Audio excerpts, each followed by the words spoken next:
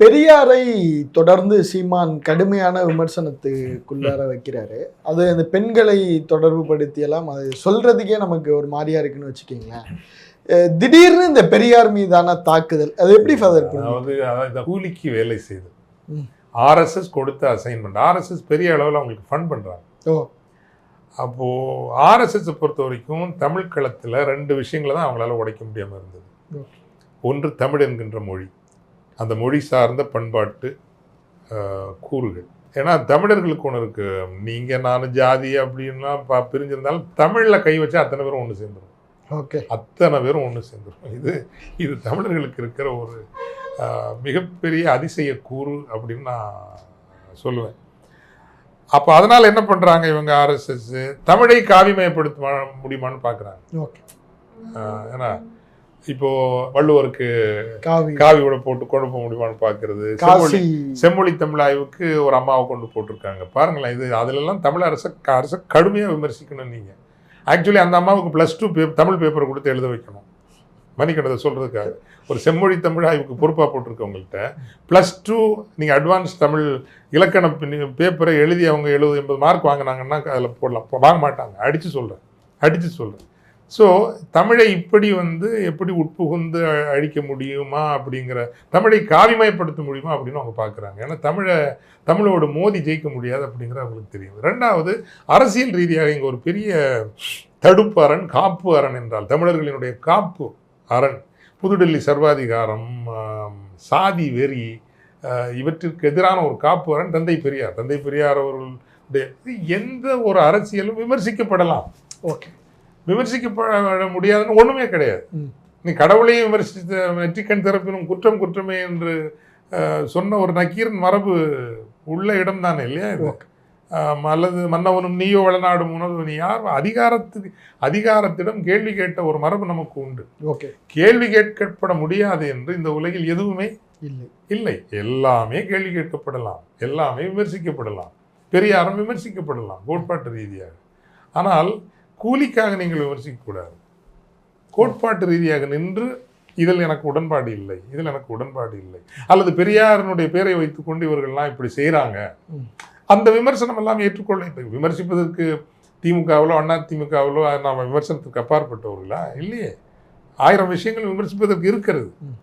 ஆனால் தந்தை பெரியாருடைய அந்த ஆளுமையை சிதைக்க வேண்டும் என்று சீமான் அவர்கள் செய்கிறார் அல்லவா, அது தமிழ் இனத்திற்கு செய்கிற துரோகம். மீண்டும் சொல்கிறேன், பெரியார் விமர்சனத்திற்கு அப்பாற்பட்டவர் அல்ல. அவர் திராவிட திருட கூட்டம் அப்படின்னு ஒரு திராவிடத்தை ஒரு ஓர்மைக்குள்ளேயே வச்சு பெரியார். ஆமா, அது ஆர்எஸ்எஸ் செய்தா அதை தமிழ் ஜனம் ஏத்துக்கிற மாதிரி இல்லை. தமிழ் தேசியம் பண்ணா தமிழ் ஜனம் அதை காது கொடுத்து கேட்குது. ஆனால் தமிழ் தேசியத்தை ஆர்எஸ்எஸ் பயன்படுத்துது, அவ்வளவு. மீண்டும் சொல்கிறேன், அதற்காக விமர்சிப்பதற்கு ஒன்றும் இல்லையா? நிறைய இருக்கு விமர்சிக்கிறதுக்கு. ஆனால் அவை சமகால போதாமைகள், தந்தை பெரியாரின் தவறுகள் அல்ல. தந்தை பெரியாரின், இப்போ நானே நான் சொல்கிறேன், அந்த 2006 காலப்பகுதியில் நான் சற்று அதிகாரத்திற்கு அருகாமையில் சென்ற போது தான் இந்த ஜூனியர் விகடன், குமரி ரிப்போர்ட்டர், இந்த உயர் சாதி கும்பல் தொடர்ந்து தாக்குதல் நடத்தி கொண்டே இருந்தது என் மீது. ஆளுமை சிதைவு செய்து கொண்டே இருந்தன. அப்போ கடலூர்ல இருந்து ஒரு பெரியாரிய தொண்டர் புறப்பட்டு வந்தார், அழகரசன் அப்படின்னு. தேடி இங்கே வந்தார், இதே ஆஃபீஸ்க்கு வந்தார். காலையில் இறங்கி அவர் காலை கடன்கள் கூட அவர் வந்தார். கைப்பிடி வேற ஒன்றும் இல்லைங்க, சும்மா உங்களை பார்த்துட்டு போகலான்னு வந்தேன், உற்சாகப்படுத்திட்டு போகலான்னு வந்தேன். என்ன இல்லை, உயர் சாதிய சக்திகள் யாரேனும் ஒருவரை குறிவைத்து தாக்குகின்றன என்றால் அவரை போய் பாருங்கள், அவர் சரியானவராக இருப்பார் என்று தந்தை பெரியார் எங்களுக்கு சொல்லி தந்திருக்கிறார்.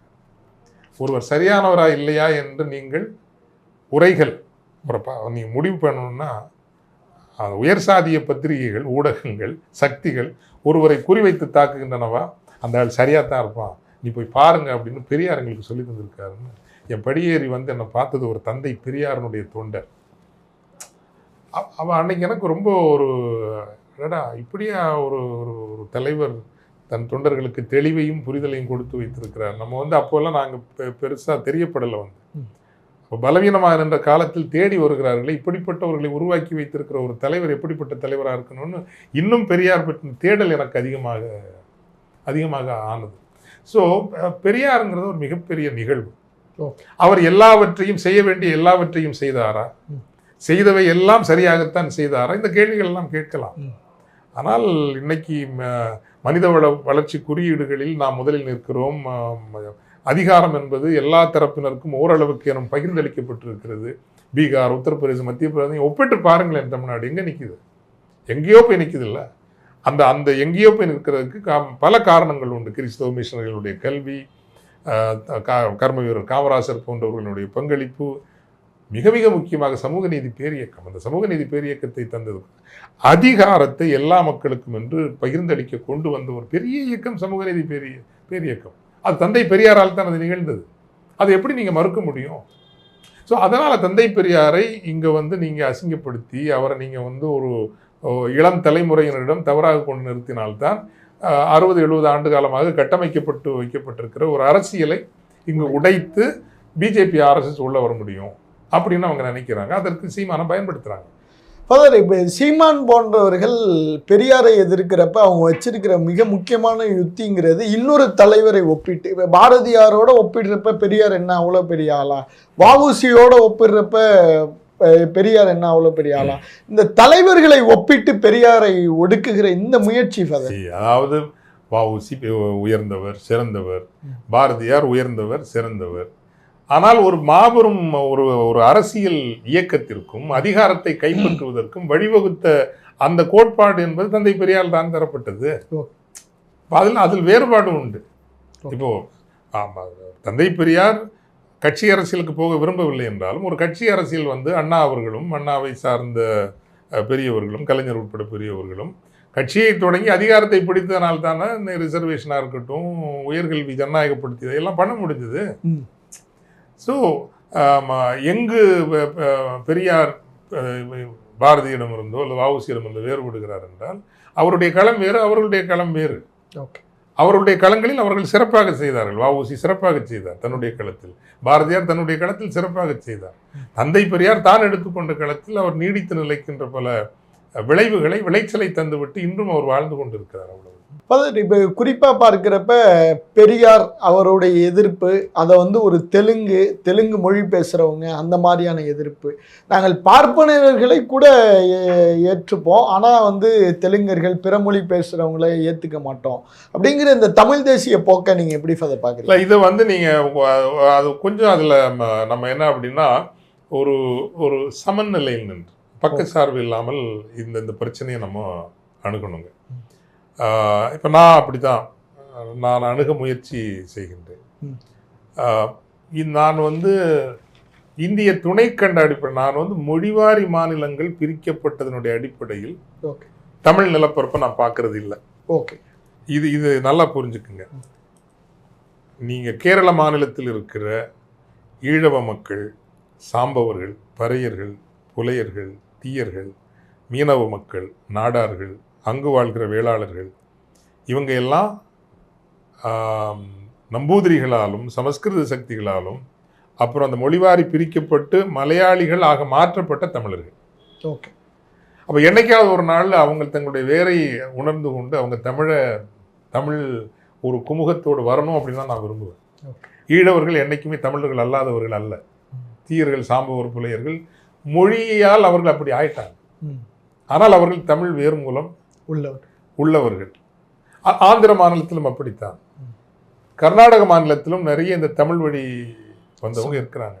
சிந்து வெளியும் கீழடியும் ஒன்றாகிறது எழுத்து வடிவத்தில். ஸோ துணை கண்ட நாகரிகம் நம்முடையது.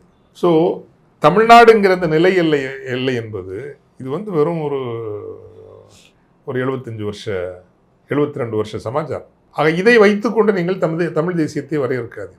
தமிழ் தேசியம் இதை கடந்தது. 1. 2, எல்லா மொழிகளுக்கும் இந்த தெலுங்கு, கன்னடம் இதுக்கு தாய் என்பது தமிழ் தான். இதுவும் நிரூபிக்கப்பட்டு விட்ட ஒன்று. சமஸ்கிருதத்தை தெலுங்கிலிருந்து எடுத்து விட்டீர்கள் என்றால் தெலுங்கு கிடையாது. அதே மாதிரி நீங்கள் கன்னடத்திலிருந்து சமஸ்கிருதத்தை எடுத்தீங்கன்னா கன்னடம் கிடையாது. மலையாளத்திலிருந்து சமஸ்கிருதத்தை எடுத்து விட்டீர்கள் என்றால் மலையாளம் விழுந்துடும். சமஸ்கிருதத்தின் துணை இல்லாமல் நின்று அப்படி கம்பீரமாக ஜல்லிக்கட்டு காளை போல திமிழ் காட்டுகிற ஒரே தகுதி தமிழ் மொழிக்கு மட்டும்தான் இருக்கிறது. இதை நிரூபித்தவர் கால்டுவெல் என்கின்ற ஒரு கிறிஸ்தவ பாதை. ஆனால் தான் அவங்களுக்கு கிறிஸ்தவங்கள் மேலேயோ அல்ல கால்டுவெல் மேலேயோ இப்போ இருக்கிற ஆளுநர் உட்பட அத்தனை பேருக்கும் அவ்வளவு கடுப்பு என்னன்னா அவர் தான் அதை நிரூபித்தார். இந்த சமஸ்கிருதத்தோட எந்த தாங்குதவியும் இல்லாமல் தனித்து இயங்குகின்ற பெரும் உள்ளீடும் இலக்கணமும் இலக்கியமும் வரலாறும் எல்லாம் கொண்ட ஒரு மொழி தமிழ் மொழி. இப்போ இந்த பின்புலத்தில் பார்க்கிற போது இவங்களை எல்லாம் நீங்கள் வந்து தமிழ் சார்ந்தவர்களாகத்தான் நீங்கள் பார்க்கணும். 1. 2, சரி இல்லை நீங்கள் மொழி அடிப்படையில் நீங்கள் அவங்கள வேறு மாதிரி பார்க்குறோன்னு வச்சுக்கோமே, பார்த்து தான் ஆகணும். பிகாஸ் இங்கே இன்னொரு மோசடி ஒன்று நடக்குது. என்ன மோசடி நடக்குதுன்னா, போர்ச்சுகீசியர்களை விமர்சிப்பாங்க, ஓகே, பிரிட்டிஷ்காரங்களை விமர்சிப்பாங்க, பிரெஞ்சுக்காரங்களை வந்தேறி வந்தாங்க கொண்டாங்கன்னு விமர்சிப்பாங்க. ஆனால் விஜயநகரத்தை பேச மாட்டாங்க. வந்தேன்னா நீங்களும் படையெடுத்து வந்தவங்க தானே. இங்க வந்து சனாதனத்தை நிறுவியவர்களில் விஜயநகர பேரரசிற்கு மிகப்பெரிய முக்கியமான பங்கு உண்டு, சோழ பேரரசுக்கும் உண்டு. ஸோ திறனாய்வு என்று வருகிற போது நமக்கு வசதியான இடத்துல நம்ம பம்மி பதுங்கக்கூடாது. தமிழை வளர்த்ததாக சொல்லக்கூடிய சோழ பேரரசும் சனாதனத்தை வளர்த்தது. அதைவிட மிக மிக இறுக்கமாகவும் மிக மிக ஒரு தமிழை அழித்து சனாதனத்தை இங்கு அதிகாரப்படியில் ஏற்றியதில் விஜயநகர தெலுங்கு, அவங்க தெலுங்கு தான். அப்போ அந்த பேரரசை நீங்கள் விமர்சனத்துக்கு உட்படுத்துகிறீர்கள், வரலாற்று கேள்வி கேட்டலுக்கு உட்படுத்துகிறீர்கள் என்றால் அது அது அது அறிவு சார்ந்த ஒரு தர்க்கம், ஒரு கேள்வி, அது கேட்கப்படணும். அல்லது நீங்கள் தூத்துக்குடியிலிருந்து ஒரு பெரும் நிலப்பரப்பில் பரதவர்களும் அந்த மக்கள் எல்லாம் வந்து கிறிஸ்தவர்கள் ஆனதுக்கு இவங்களுடைய அட்டகாசம்லாம் ரொம்ப விஜயநகர பேரரசனுடைய அட்டகாசம் ஒரு முக்கிய காரணம். மீனவ மக்களினுடைய பொருளாதாரத்தை சிதைத்தது, அந்த பெண்களுக்கு பல தொந்தரவுகள் கொடுத்தது, இதையெல்லாம் பேச மாட்டோம். நம்ம வெள்ளக்காரன் செய்தெல்லாம் பேசுவோம், ஆனால் விஜயநகரம் பண்ணதை பேசுவோம். ஏன்னா அங்கே வந்து பாரத் மாதாக்கு ஜெயில வந்துடும்ல இல்லையா? அல்லது இப்போ நாம் குமரி மாவட்டத்தில் வந்து இப்போ நாடார் சமூகத்தவர்கள் அத்தனை பேரும் மதம் மாறி வந்தாங்கல்ல. மதம் மாறி வந்த காரணம் என்ன? 306 வரிகள் போட்டிருந்தாங்க. 306 வரிகள். ஓகே, அந்த சமூகத்தின் மீது தலைவரி முலைவரில் நீங்கள் கேட்டது, பனையேறுகின்ற தொழில் செய்கிற அந்த நாடார்கள் மீது அவர்கள் அந்த ஏறுவதற்காக சாற்றி வைக்கிற அந்த தடிக்கு ஒரு வரி, இடுப்பில் அவர்கள் கட்டுகின்ற அந்த பெட்டிக்கு தனி வரி, அவர்கள் வைத்திருக்கிற கத்திக்கு வரி, அப்படி பிழிந்து ஒரு இனத்தை வேற யாரும் கிடையாது. இதே நம்பூதிரிங்களும் இதே நாயர் சமூகம் இவங்கெல்லாம் தான் அது பண்ணது. அப்போ இப்படிப்பட்ட ஒரு கொடுமைகள் நிகழ்ந்த போது இதெல்லாம் நம்ம விமர்சிக்கத்தான் சரி, இவங்களெல்லாம் நம்ம தேசியவாதம் நம்ம கருதக்கூடாது. பட் ஒட்டுமொத்த இப்போ இங்க வந்தாச்சு, அந்த ஆட்சி அதிகார விஜயநகரத்தை பயன்படுத்தி கொண்டு நில உடைமை சமூகமாக அவங்க நீங்க ரெட்டியார் சமூகமோ நாயுடு சமூகம் நில உடைமை சமூகமாக மாறுறாங்க. அதுக்கு முன்னாடி நீங்க பாத்தீங்கன்னா சோழ பேரரசின் போது அல்லது அதுக்கு இதே வெள்ளக்காரன் காலத்துல வந்து பிராமணர்கள் மட்டுமல்ல பயன்பட்டாங்க, அவங்களுக்கு குமஸ்தாவாகவோ அல்லது வில்லேஜ் ஆஃபீஸராக இருந்து சைவ பிள்ளைகள் பயன்பட்டு இருக்காங்க, முதலியார்கள் பயன்பட்டு. ஸோ நம்ம வந்து சூஸ் பண்ணி ஒரு இனத்தை அடிக்கக்கூடாது, பிராமணர்களை மட்டுமே நம்ம அடிக்கிறது. நீங்கள் அறிவு சார்ந்த ஒரு ஆர்குமெண்ட்னு வந்தால் வரலாற்றை நீங்கள் ஒரு அகாடமிக்காக தயவுதாட்சண்யமின்றி நீங்கள் ஒரு பொதுவாக நீங்கள் பார்த்தீங்கன்னா எல்லா அரசுகளையும் நீங்கள் விமர்சனத்திற்கு உள்ளாக்கப்படலாம். இங்கு சனாதனத்தை கொண்டு வந்து நிறுத்தியதில் விஜயநகர பேரரசிற்கு மிக முக்கியமான பங்கு உண்டு என்கிற விமர்சனத்தை நீங்கள் வைப்பீர்கள் என்றால் அது நியாயமானது, மிக மிக நியாயமானது. பட் இந்த ஊர்லேயே 200 வருஷம் நீங்கள் வாழ்ந்தவர்களை இந்த ஊருக்கு நீங்கள் உரிமை இல்லாதவர்கள் அப்படின்னு சொல்கிறது எப்படி நியாயமாகும்? சிங்கப்பூருக்கும் நமக்கும் நம்ம அங்கே போனவங்க தானே, அந்த ஊரில் சிட்டிசன்ஷிப் நம்ம கேட்குறோமா இல்லையா? அங்கே தேர்தலில் நிற்கிறதையும் அங்கே வந்து அதிபரானால் அதை பெருமிதமாக சொல்கிறோம்ல, ஏன் அந்த உரிமையை மற்றவங்களுக்கு நம்ம கொடுக்கறது இல்லை? ஸோ நம்மோடே 200 ஆண்டுகள் வாழ்ந்து விட்டவர்களை, 150-200 ஆண்டு வாழ்ந்து விட்டவர்களை அவர்கள் வந்து இந்த இடத்திற்கு உரிமை இல்லாதவர்கள் சொல்கிறது அது ஒரு அபத்தமானது. அதை ஒத்துக்க முடியாது. இன்னொன்று, சாதியை மட்டும் வைத்து பேசப்படுகின்ற அல்லது புனிதமேற்றப்படுகின்ற ஒரு தமிழ் தேசியத்தில் எனக்கு உடன்பாடு கிடையாது. இப்போ நான் வந்து ஒரு தூய தமிழ் சாதி தான், ரொம்ப ரொம்ப அப்பல் கிட்ட 24 கேரட் தமிழ் சாதி. ஓகே, ஆனால் ஏன் இந்த இந்த 24 கேரட் சாதியில் உள்ளவனு தான் சனாதனத்துக்கு இன்னைக்கு சொம்பு தூக்கிட்டு சுற்றுறான். எப்படி நான் ஒத்துக்க முடியும்? எப்படி ஒத்துக்க முடியும் சொல்லுங்க? ஆனால் அதே தெலுங்கு பேசுகிறவர்கள் எனக்காக வந்து வாதாடுகிறவர்களாக, எனக்கு பாதுகாப்பு தருகிறவர்களாக இருக்கிறார்கள். இன்னைக்கு விஜயநகரம் இவ்வளவு செய்திருக்கலாம், பட் இன்றைக்கு சமூக நீதிக்காக அல்லது என்னுடைய பாதுகாப்பிற்காக வந்து நிற்பது தெலுங்கு பேசுகிறவர்களாக இருந்தால், நான் வந்து என்னுடைய சொந்த சாதியை சார்ந்த இப்படிப்பட்ட கெடுகேடு கெட்ட சனாதனத்திற்கு சொம்பு தூக்குகின்றவர்கள் பக்கம் நான் நிற்கணுமா? இல்லை எனக்காக பாதுகாப்பாக இருக்கிற இந்த தெலுங்கு வழியில் வருகிறவர் பக்கம் நிற்குமா? சொல்லுங்க. இல்லை சொல்லுங்க. நீங்கள் தர்க்கத்துக்காக சொல்றேன். ஸோ நீங்கள் ஒரு குறிப்பிட்ட சாதியை சார்ந்திருப்பதால் மட்டுமே நீங்கள் சரியானவங்க ஆகிவிட முடியாது. இன்னைக்கு சனாதனத்துக்கு சொம்பு தூக்குற சாதிகளை நீங்கள் பார்த்தீங்கன்னா பெருவாரியாக வந்து தூய தமிழ் சாதிகள் தான் நிறைய சொம்பு தூக்குறாங்க. எப்படி ஒத்துக்க முடியாத? சாதியத்தை அவ்வளவு ஏன் வந்து நீங்கள் ஒரு ஒடுக்கப்பட்ட மக்களை அவ்வளவு இழிவாக நடத்துவது என்ன தெலுங்கு பேசுகின்ற மக்களை செய்கிறாங்க? தூய தமிழ் சாதியினர் தானே செய்கிறீங்க. ஏன் உள்ள கேள்வி கேட்க மாட்டீங்களா நீங்கள்? ஆக வெறும் ஒரு சாதியை உரசி கொண்டு இவர் தமிழர், இவர் தூய தமிழர், நல்ல தமிழர், அதில் எனக்கு உடன்பாடே இல்லை. ஆனால் தான் நான் அறம் என்பதை தமிழ் கற்றுத்தந்த அறம், அதை பற்றி கொள்கிறவர்கள் நாம் தமிழை அறத்தின் ஊடாக தரிசிக்க வேண்டும். யாதும் ஊரே யாவரும் கேளி, பிறப்போக்கும் எல்லா உயிர்க்கும் முயற்சி திருவினை ஆக்கும் மெய்வருத்த கூலி தரும் அறிவினான் ஆகுவது உண்டோ பெரிதன் நோய் தன்னோய் போல் போற்றாக்கடை. எங்கோ பிறந்த ஒரு கிறிஸ்தவம் தனது கொள்கையால், எங்கோ பிறந்த ஒரு இஸ்லாம் தன்னுடைய கொள்கையால், எங்கோ பிறந்த ஒரு பௌத்தம் தன்னுடைய கொள்கையால் இந்த நிலப்பரப்பில் வந்து மக்களை வென்றெடுத்தது போல தமிழும் தன்னுடைய அற வலிமையால் உலகத்தினுடைய மக்களை வென்றெடுக்க வேண்டும். அவ்வளவு அற வலிமை கிறிஸ்தவத்திற்கோ இஸ்லாத்திற்கோ பௌத்தத்திற்கோ சமணத்திற்கோ இருக்கிற அற வலிமை தமிழ் மொழிக்கும் இருக்கிறது என்று கருத்தியல் வாதாடுதல் செய்கிறவன் நான். Okay sir. ஃபாதர், இப்போ நிறைவாக சமீபத்தில் துக்ளக் ஆண்டு விழாவில் குருமூர்த்தி அவர்கள் சீமானை பாராட்டுகிறார். கிட்டத்தட்ட எதிர்கால போக்கு, அரசியல் போக்கு அப்படிங்கிறது, ஏன்னா தமிழக அரசியலை நன்கு அறிகிறவர், பாஜக, நாம் தமிழர், அதிமுக அப்படிங்கிற ஒரு கூட்டணியை நோக்கி நகரும் அப்படின்லாம் சொல்கிறாங்களே ஃபாதர். அதுக்காக முதல்ல வந்து குருமூர்த்தி எல்லாம் வந்து நீங்கள் பெரிய அறிவாளிங்கிற ஒரு ஒரு ஒரு பிம்பம் இவங்களை பற்றி கட்டமைக்கப்பட்டிருக்குது. அவங்களெல்லாம் நீங்கள் ஒரு பெரிய ஆள்னு நீங்கள் எடுக்கவே கூடாது. மனதிற்குள் எவன் ஒருவன் வன்மம் வைத்திருக்கிறானோ, சக மனிதனை இணையான மனிதனாக அன்பு நிறைந்த வாஞ்சையோடு ஒரு மனிதனால் பார்க்க முடியவில்லை என்றால் அவன் மனிதன் அல்ல, அவன் கீழானவன்.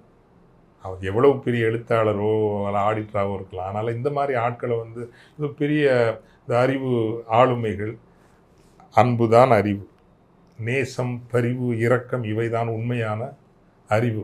வள்ளுவர் சொன்னதை நான் திரும்ப சொல்கிறேன் உங்களுக்கு. நான் எல்லா மேடையிலும் அதை சொல்லிட்டு வரேன். அறிவினான் ஆகுவது உண்டோ பெரிது நோய் தன் நோய் போல் போற்றாக்குது. எம்பத்தி, இந்த ஹியூமன் கன்சர்ன் இருக்கிறவங்க தான் உண்மையான மனுஷன் முதல்ல. அதனால் அவங்க பெரிய ஒப்பீடாக நீங்கள் கொண்டு வந்தாலும் எனக்கு கொஞ்சம் பற்றிக்கிட்டு வரும். அது இவங்களை ஒத்துக்கக்கூடாது. ஒன்று. ரெண்டு, அவங்க ஒரு அதிமுக கூட்டணிக்காக குருமூர்த்தியோ ஆர்எஸ்எஸ் அப்படி பண்ணுறதா நான் நினைக்கல. அவங்க என்னென்னா தமிழ்நாட்டு அரசியலை கொஞ்சம் கூறு போட விரும்புகிறாங்க. எப்படின்னா பீகார் மாடல்னு அதை வச்சுக்கலாம் நீங்கள், ஓகே, அல்லது மகாராஷ்டிரா மாடல் நீங்கள் வச்சுக்கலாம். நிதிஷ்குமார், இவங்க பாஸ்வானுடைய பையன், அவங்களுக்குள்ளே ரெண்டு அப்படி கூறாக போட்டு ஒரு 20 வருஷம் அப்படியே மெயின்டைன் பண்ணிட்டு வந்தீங்கன்னா அவங்க காணா போயிடுவாங்க. அவங்களுக்கு ஒரு மந்திரி பதவி, ஒரு 50 கோடி ரூபாய் இப்படி கொடுத்து பாலூட்டி கொஞ்சம் வளர்த்து அப்புறம் பலவீனமாக்கி இவங்க வந்து ஆர்கனைசேஷன்லி வெரி பவர்ஃபுல் இல்லையா? அந்த ஸ்பேஸை வந்து இவங்க பிடிப்பாங்க, அல்லது அந்த காம்பினேஷனை கொண்டு வருவாங்க. இப்போ ஷிண்டே, இப்போ என்ன நடந்தது உங்களுக்கு? ஒவ்வொருத்தரையாக காலி பண்ணி இன்னைக்கு பிஜேபி தான் சிங்கிள் மெஜாரிட்டிங்கிற மாதிரி மகாராஷ்டிராவில் கொண்டு வந்துட்டாங்கல்ல, சரத்பவாருக்குள்ள அவங்க குடும்பத்துக்குள்ளே பிரிவினை உருவாக்கி. ஸோ அதனால தான் நான் சொன்னேன், ஆர்எஸ்எஸ் நீங்கள் ரொம்ப ஜாக்கிரதையாக இருக்கணும். அவங்க வெறும் ஒரு தேர்தலில் கூட்டணி கிடையாது, அவங்க வந்து கூறு போடுதல். தமிழக அரசியல் களத்தை இன்னைக்கு கூறு போடுறாங்க. அது வரக்கூடாது. எல்லாரும் வரலாம், விஜய் வரலாம், எல்லாரும் வரலாம். பட் இதை நம்ம புரிஞ்சுக்கணும் அப்படிங்கிற விஜய், சீமான் இவங்களெல்லாம் அப்படி கூறு போட்டு நாளைக்கு அலைன்மெண்ட் பண்ணுவாங்க. அதில் இவங்க சென்டராக இருப்பாங்க. ஓகே, இதில் ஒரு 4-5 பேர், இப்போ விஜயகாந்த், இவங்க விஜய், இப்படியெல்லாம் இவங்க வெளியே நின்று கூட ஒரு அலைன்மெண்ட்டை கொண்டு வருவாங்க.